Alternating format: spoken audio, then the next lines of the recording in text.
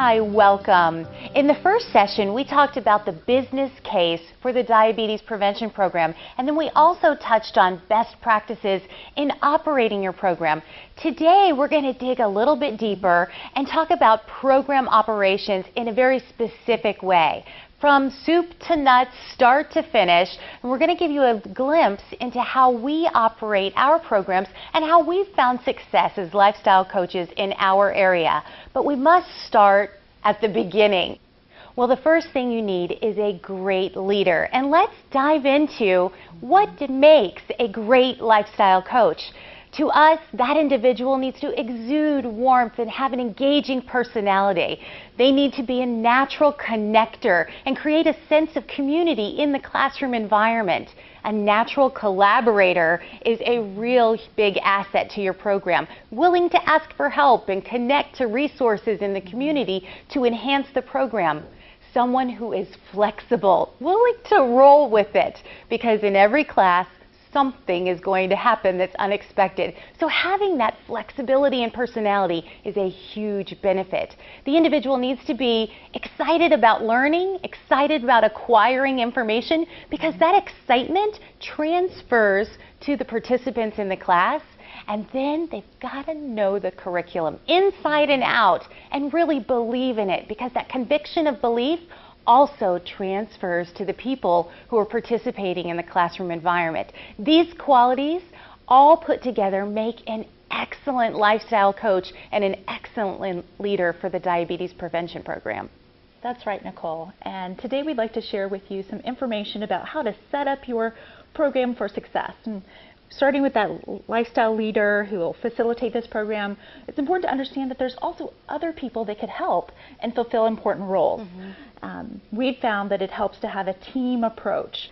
So in our case, we advocate for different roles being filled by, of course, the lifestyle coach who facilitates the classes and runs them, a class assistant who helps with weigh-ins and logistical matters in the classroom, a data entry person to help you keep track of all the important data that you'll be collecting on your participants, and someone to help with marketing.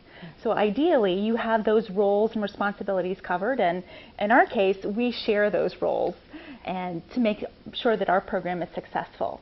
So today we'd like to show you a little bit about how we've set up our program here in this community center and the success we've had with having a community-based program.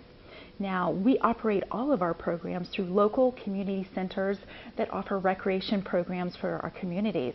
We've found that it's a low-cost place to have a classroom space, free parking, access to bus lines, and in fact, this facility has an on-site recreation center that our participants love to use to work out and get their physical activity minutes in. So this has been a great resource for us. We've also had success with marketing by being placed here. There's a senior program that operates right next door that we've partnered with for marketing and recruitment, and it's been a win-win for both of our programs. We've also partnered with the local facility to help us recruit and encourage people to come in, and they've been very supportive of the work that we're doing here. So at this point, we want to show you how we operate a class, and I'm going to invite you to take a walk with me. Let's experience it as our participants experience their class from week to week. So this is where our participants begin with their classroom experience. They come here through this door to this table immediately. What they find here at the beginning of the table are the trackers that they turned in last week.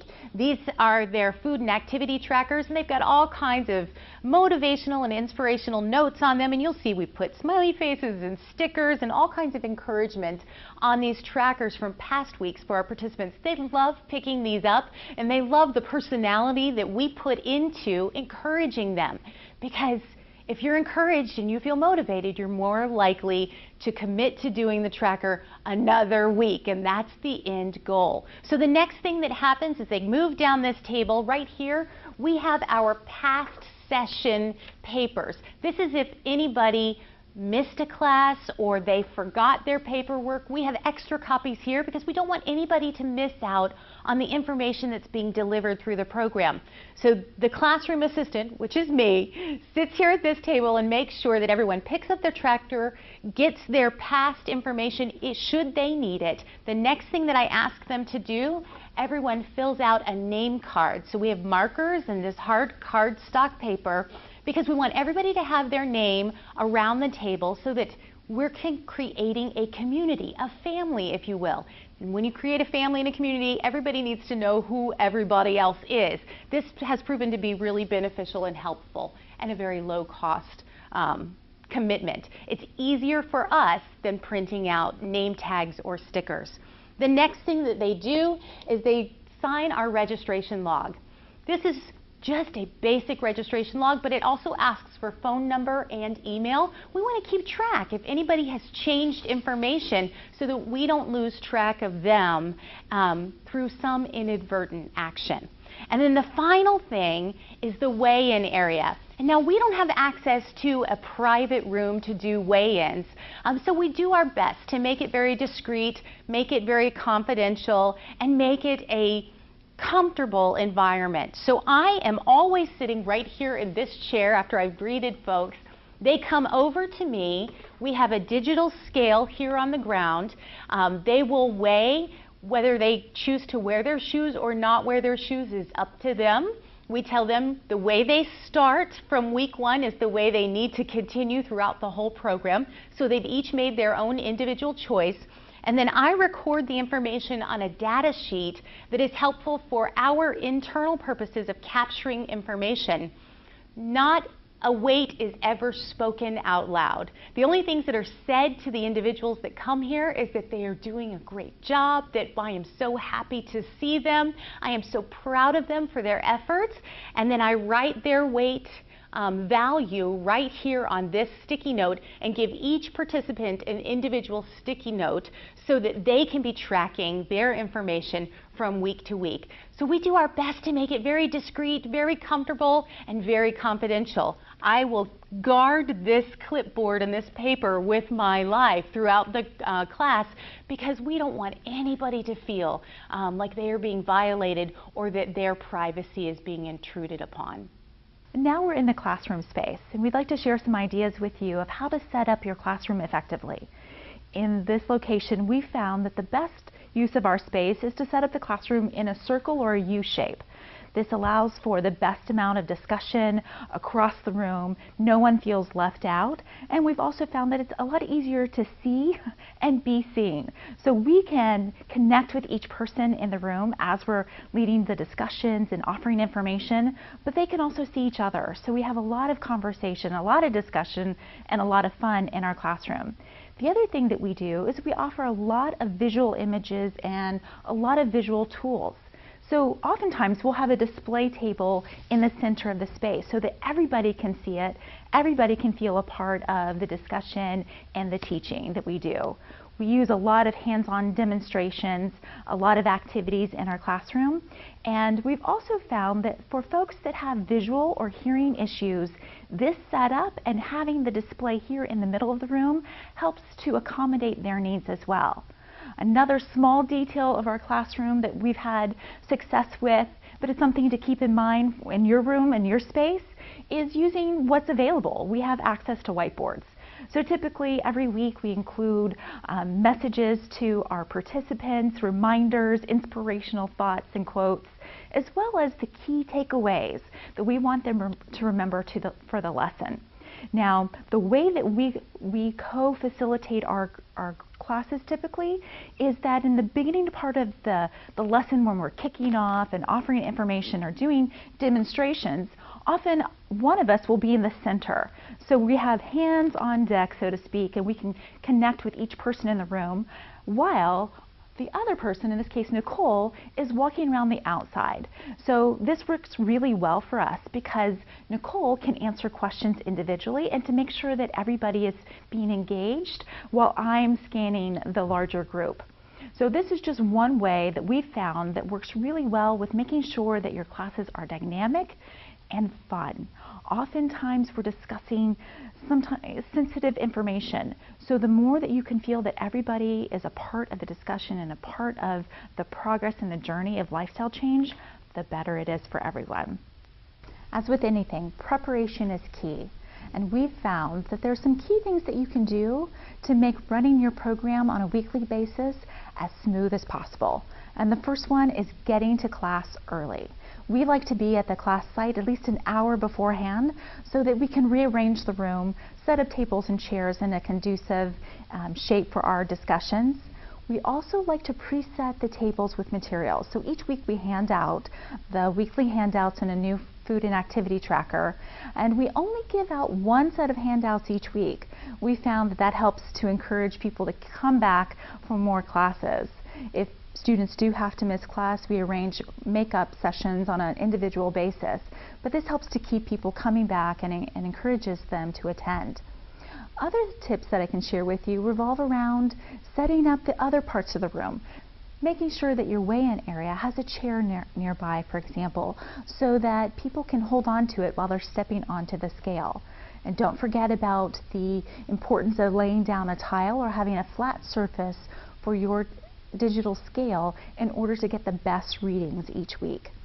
Another thing I would suggest is that you put out your displays and everything you'll need for class ahead of time so that when people come in, you can greet them.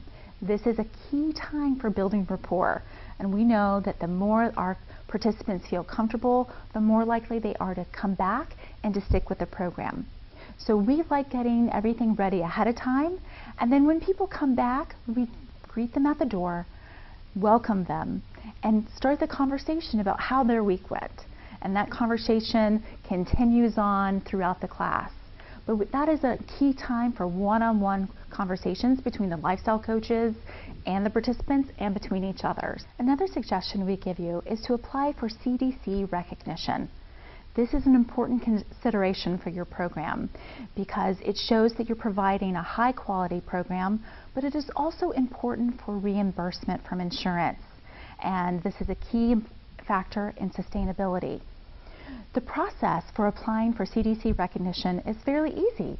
It's simply an online application in which you'll be asked to provide organizational and leadership contact information. You will report which curriculum you intend to follow and how the program will be offered, whether you're offered in person, face-to-face, virtually, or a combination of both forms. Once your application is approved and accepted, you will be given pending status. This means that you will have 2 years to report data to the CDC before you can achieve full status. Now, it's very important that you begin offering your program within 6 months of being recognized with this pending status. So you will want to have a plan to start your program and carry on with it. One other consideration for the CDC recognition is that the expansion of Medicare benefit coverage will likely require the Diabetes Prevention Recognition Program recognition as a quality control measure. Organizations billing for Medicare will likely need to achieve and maintain recognized status to be reimbursed. There are some insurance carriers that are already requiring this, and we expect more to follow in the future. Of course, a key feature of the recognition program is the data you collect from your participants. It is important that you are very careful and meticulous with collecting the correct kinds of data and collecting it across the time frame of your program. You always want to make sure that you're collecting weigh-ins, demographic information, and attendance, as well as physical activity minutes throughout the entire program. What we do in our program is we have a paper log that we add to each week and then transfer that to a spreadsheet. It is important to make sure that you're doing this along the way so that you don't happen to miss something and then run out of time and are unable to collect that information. So here's where it is very important to have proper planning and to be detail-oriented. So it's important to address the costs associated with operating a diabetes prevention program. This is one of the top questions that we get asked as we train lifestyle coaches and interact with individuals interested in the program. It can cost as little or as much as you will allow it to cost you. I'm going to walk you through some of our basic items that we use on a weekly basis and show you our approximate costs. You may be able to find some of these items slightly less expensive, or they might be slightly more depending on where you're shopping, but these are the items that we use and have found to be good investments. So the program necessities: you must have a scale. We operate in a local community center. We're not in a clinical environment, so we are using a store-bought digital scale. This is probably the most expensive necessity item that we have. So this digital scale is the one that we use every week. It costs about $50 to purchase. It doesn't do fancy calculations like percentage of fat or percentage of water. It just gives weight measurement. And that was by design. We didn't want to confuse anybody in our class. Our luxury item is next, but this luxury item is so beneficial to all of our participants and to us as a teaching tool. So we bought this fat model. It was from a popular manufacturer that does different food and education demonstration models, but this one is 5 pounds of fat. This model came with a couple of other extras in the package. It actually was marketed as how to gain 5 pounds in a month. So we have 2 model sodas and a candy bar, and this provides for a lot of active discussion. And when our participants get to that point where most everybody has lost 5 pounds, we pull out this fat model again and show them exactly what is no longer on their body, and they love it. So this is our luxury item, but it's quickly moving into our personal necessity column. The next item is the Calorie King book. This is useful. There are many different versions that you can find. What I'm showing you here is the most current version of the book. This costs about $10 a book. If you order in bulk, which is more than 25 copies at a time, you can get a discount, and that's what we tend to do. So our price is not exactly $10, we're a couple dollars less than that because we're ordering in bulk, which is something that we highly suggest and recommend. So the other necessities that your classes are going to need: participants are going to need a notebook. This is going to capture all of the materials and the papers and the photocopies that you will be making on a weekly basis. We found that folders, paper folders, they wear out so easily and quickly. These 3-ring binders, you can buy the generic version from whatever store you most prefer, whatever contract your organization has. These are approximately $3 a binder. The other costs that are repetitive costs that are absolutely necessary to operate a program are duplication costs, photocopying, the trackers. This can add up quickly because you're going to need so many of them. You're going to need a year's worth of these trackers for all of your participants. So these costs add up, and it's approximately $15.36 per participant for the entire program. That's by our calculation from our printer. So the rest of our items are display items that we use on a weekly basis when we're talking about the basics, the principles of this program. Measuring cups and measuring spoons. You can buy these at your local dollar store or your local warehouse store. We budget about $5 for enough of these kinds of spoons and cups to use for our demonstration purposes. And then at the end of the class, somebody might walk away with a prize because they asked the best question or they've been dedicated to tracking. Another thing that we use for demonstration purposes, this came from one of our homes, so we didn't have budget to buy these items, is a food scale. This also serves as a great conversation tool in classes and motivates our participants. This one is one of our favorites. These are paper plates that are based off of the My Plate method of balancing your diet. These we ordered online. They come in packs of 20 paper plates, okay? And it was $6.79 for a pack of 20. We use this as another incentive and a prize for the participants in the program. Everybody gets a paper plate to take home and leave in their kitchen to use as a reminder in between our classes. And then we have a whole array of other tools. other tricks that we can use to talk about portion sizes. These are things that you have at home that you can put in a basket or a bag or a box to go back and forth to your class. Tennis balls, decks of cards, or even maybe some of these small Tupperware containers that will help give people a visual for how large or how small the serving sizes will be. We also pull some of these education tools. These are easily ordered online that give visual representations. This is great because it's easy to understand, it's easy to identify, and it doesn't require a high level of literacy. So these are some of our favorites as well. And then we have to move into physical activity. So when we start talking about the physical activity elements of the program, we start motivating our individuals to just ramp up their physical activity. We bring them in things that they can use as motivation, ideas, things for them to try. One of the great things are therapy bands, and you can buy a set of these for about $10. All you might need is one set to do demonstrations, but if you have the flexibility to get a couple, you could use them over and over again in your classes. And then, of course, we all know the weights that you can buy in any kind of sporting goods store or even warehouse stores. These are all relatively inexpensive, and you can get a set of weights for about $10, depending on the size of the weight. The other things that we have on our table that are in our basket that comes to class every week are sample food items. These again came from our pantries. Some of them are low-fat items, some of them are not, because we want to be realistic, and this is not a low-fat program. It's a program about healthy eating and helping individuals learn how to make choices that are different and new and that will get them on the path towards a better life. So these are the types of things that we bring in and discuss on a weekly basis. And then any great program has prizes.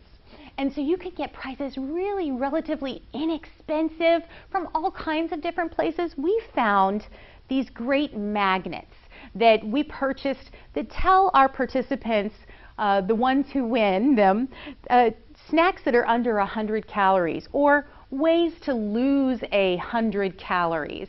So little tips and tricks that they can incorporate easily that don't feel like they're so huge and insurmountable.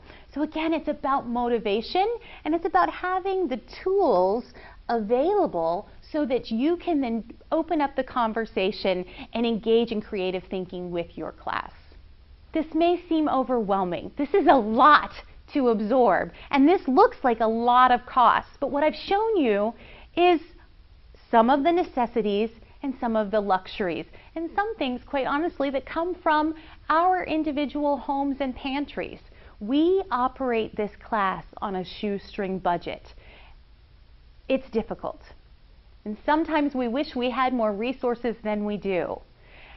And on that note, there are ways to get more resources if you find yourself in that same situation of wishing you had $100 to buy the 5-pound fat model, or you had a couple $1,000s to buy everybody in the class some kind of incentive. We've heard of other classes offering pedometers or coupons for sneakers. All of this is limited only by your imagination and your willingness to go out and seek that funding and to do some fundraising.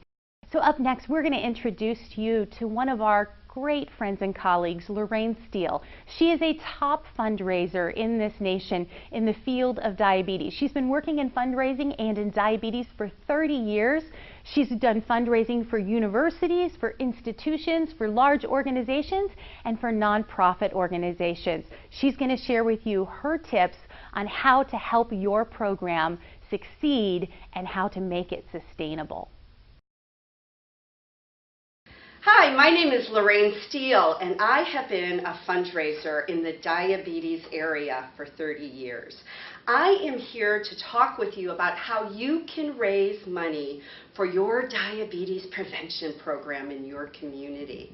So the first thing I want to share with you is that the most important rule of fundraising is that people give to people. Fundraising is not rocket science. Fundraising is really about relationships. You can do this, and we're going to share with you how. And the most important way that you can raise money is by storytelling.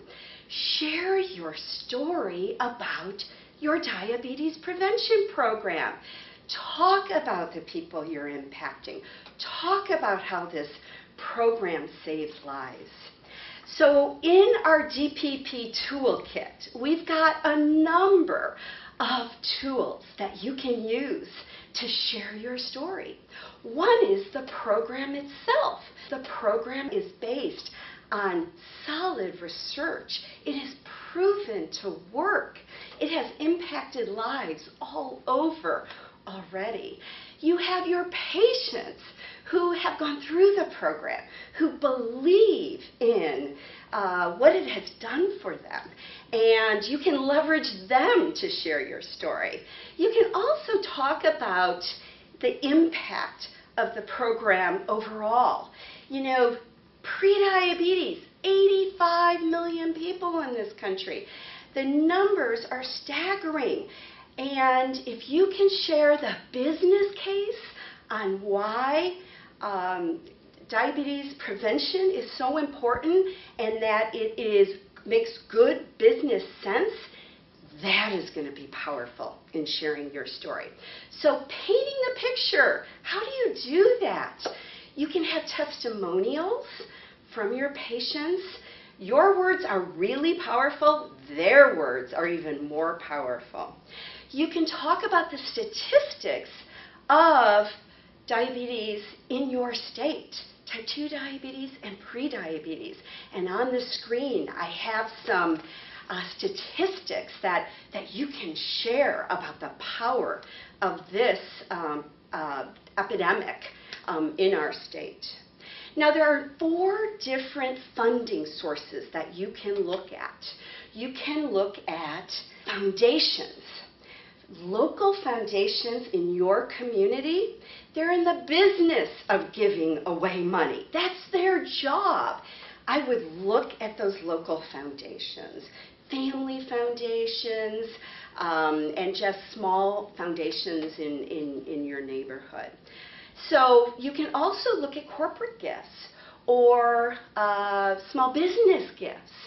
Those organizations, particularly if they are known as good community partners, they are going to be so helpful to generating dollars for your program. You can also look at individuals, philanthropists in your community. They want to help people. Your program helps people. You can't be afraid to not approach those individuals and those philanthropists. And then lastly, there's government grants.